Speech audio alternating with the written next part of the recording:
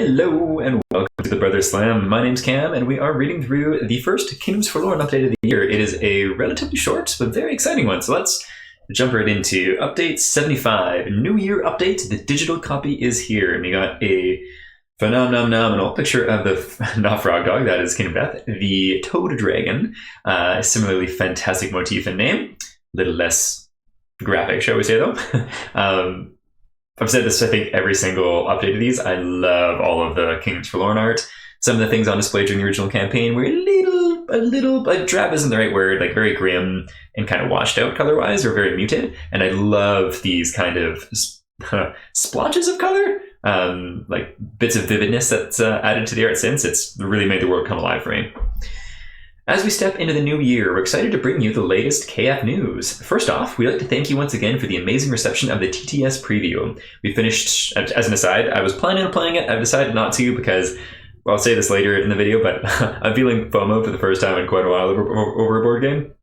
I know for a fact that this game looks amazing, but it just doesn't really suit my schedule or timeline to play. So for so many reasons, it's not in my library. I already got rid of my pledge, but oh my god, does it look awesome. So I started reading the rulebook and I had to stop at the first page because it was too cool and I just didn't want to fuel that fire anymore. So TTS preview is live if anyone wants to play it, and it looks really good. We finished 2024 with Enormity funded, and we're stepping into 2025 full of new energy and enthusiasm. As always, we're grateful for your continued support. It is the very thing that allows you to bring our visions to life and deliver the best product possible.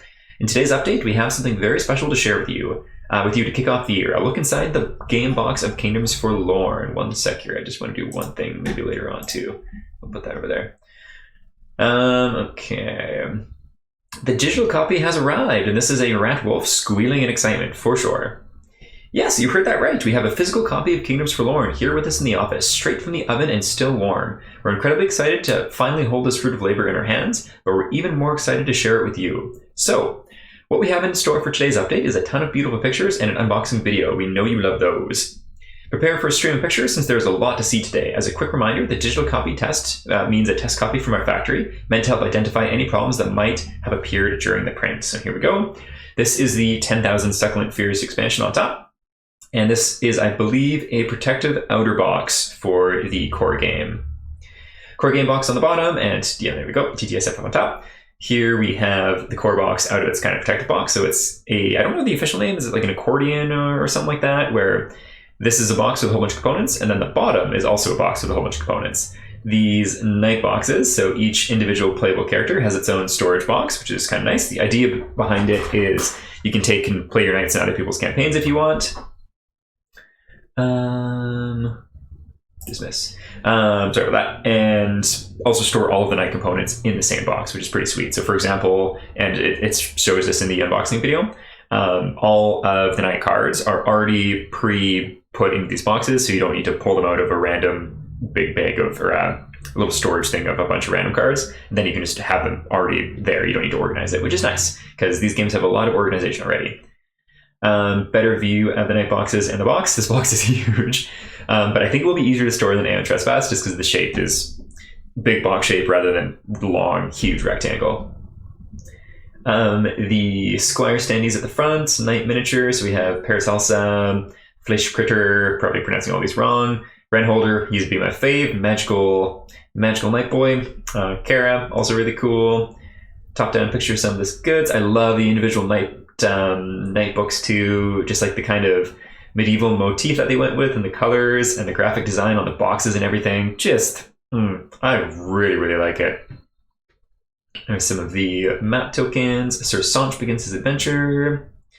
At this point, all of you probably well aware, the game is huge. Note how the game box looms over everything else in the photo. We're glad to say we're satisfied with how all the elements fit together inside. It required a lot of prior planning, but it looks like all the effort has paid off. All the minis, cards, and tiles coexist safely and comfortably inside. There we go. So game board there. There's all how the knight boxes fit in. I think that's a round tracker. Minis and more minis underneath, and I think there's more stuff in there too. There we go. Oh, this is the 10,000 Succulent Fears, so there's 2 more characters in here. The Great Ubar Knight, and then Stoneface, the Belly of the Beast encounter board, very cool. Some enemy sheets. Also, we're big fans of how the night boxes turned out in the end. The components are all nice and sorted. You can see how everything falls into place in the unboxing video below. The box itself is made of thick, durable cardboard, and just like we promised, the tuck is gone. The boxes are color-coded as well. Each knight has their own signature color, which is just a really nice touch. Is it necessary? No, but it really makes a difference, I think, in like the presentation. It's cool. There's just like a better display. So Nightbook, that is Kara's story. Here's all the different cards and such that she can pick up specific to her, and things that change throughout her story. Second Kingdom, this is probably the Principality of Stone, Learn to Play, and then the rulebook. I love the graphic motif, it's so freaking cool. I don't know if these are bookmarks or what, I think they might be, but really cool too with this stained glass effects, all the dice. Okay, yeah, so this is the Kingdom track, I believe, and then that is a Kingdom cards, enemy sheets. I think this is diving through the mist cards here. Top down some of the minis, we got the Toad Dragon, very cool. Puppet King Idleheart, I think. King Laid Low, Bog Knight, Egg Knight, or Egg Vassal, I can't remember the name. And then the Panzer Dragon there too. Very cool. There's the game board. It looks smaller than ATO. I think it must be, which I think is probably a good thing. ATO board is huge. Top down some of the minis there as well. Yeah, board looks great. I really like what they've done with it. Or like I've liked it since the beginning, honestly. I don't know if much has changed. The Devil of Ancient Dusk, more than ready to rip you to shreds. There we go. And this is just a nice look here at the night board, as they say. Do a layer in that same artistic motif from the box. I really like that motif. It's kind of misty, I think. Very, very cool. Close up of the Devil of Seven Dusks, I think the name was. Kind of Aztec vibes. Like it a lot. Very cool. And close up of some of the minis. This is the Smelting Devil, if I remember correctly. The White Ape Troll. We got the Panzer Dragon there. A bunch of Grim Gribblies. Very, very cool. And then the unboxing video includes a preface from Marcin and Bunia, which is their office pupper. We'll see her later on. I think it's her. But the main spotlight this time found on our producer, Antek. Please give a warm welcome, as ITU members are not that used to being on camera. Awesome. Antek will give you an overview of the components inside the box. No need to worry about spoilers. Yeah, so definitely recommend checking this out. And Antek does a fantastic job walking through it too, which is very, very cool. And this is featured in a previous update too, so we won't dive into too much here, just that their updates or schedules are changing. The reason for that is they've been 3 weeks in a row and 3 weeks of silence. And so this way it's like more of an even spread between updates for different projects. A little visual spread of different map cards is my assumption there. Then Pledge Manager heads up. Things are happening with the Pledge Manager. Good stuff. Info for ATO backers. Just a note on the stuff going on in the UK. We touched on that in the previous update video, so we'll skip over that. And a mysterious announcement. Before we say goodbye for today, we'd like to mention that we're exploring new ways and perhaps new platforms of engaging with our community. We'll provide you with all the details next week in the Aeon Trespass update. We're sure you will be just as excited as we are. Also, if you haven't already, we encourage you to check out the newest Enormity update that came out last week. We announced the newest addition to the Enormity writing team, Cash Takur, known for his work on Disco Elysium, among others. That will be it for this month. See you in March. And there's Bunia there. Hopefully proper pronunciation. I don't know. A very cute pupper. My mom and stepdad have a Frenchie, and they've got a whole bunch of health issues, but my goodness, are they sweet.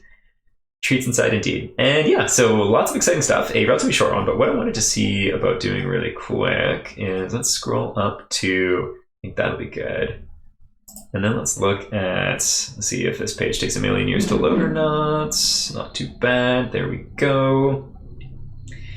So it's not the best comparison spread, but here's the initial pitch of the game, essentially, is this picture here at the end of the campaign. Years ago now, and this is what people are getting instead. So again, this doesn't show the full wide spread. Was there a better picture maybe? Yeah, I think that one is pretty good. Mostly just as kind of a visualization about how much ITU projects change and evolve over their developmental stage. I think they're one of the, I don't know if we're saying one of the few, but they're definitely one of the companies that treats the crowdfunding campaign as a prototype and then really refines and updates and iterates on the project. It's not a pre-order, like it's a true crowdfunding campaign to fund a Unreal project. So this is the idea, and this is the execution, and I love just all the design flourishes and all the changes, and also the huge increase in scope of the game too. So again, I'm not going to get it. I don't have the budget for it. I don't have the time, and just for the bi-weekly schedule, it doesn't fit well with doing a clash, 2 clashes in a delve and such. It would take too long. But my goodness, do I wish I had time to play it. It looks sweet. But on that note, thanks for joining us. I think there might be one more of these videos in this current house. I'm going to be moving really soon. I'm going to try and make like a little quick video of talking about little channel update and such, because we haven't been able to play as much as we would like, just with moving and such. Background behind me is very sparse, for example.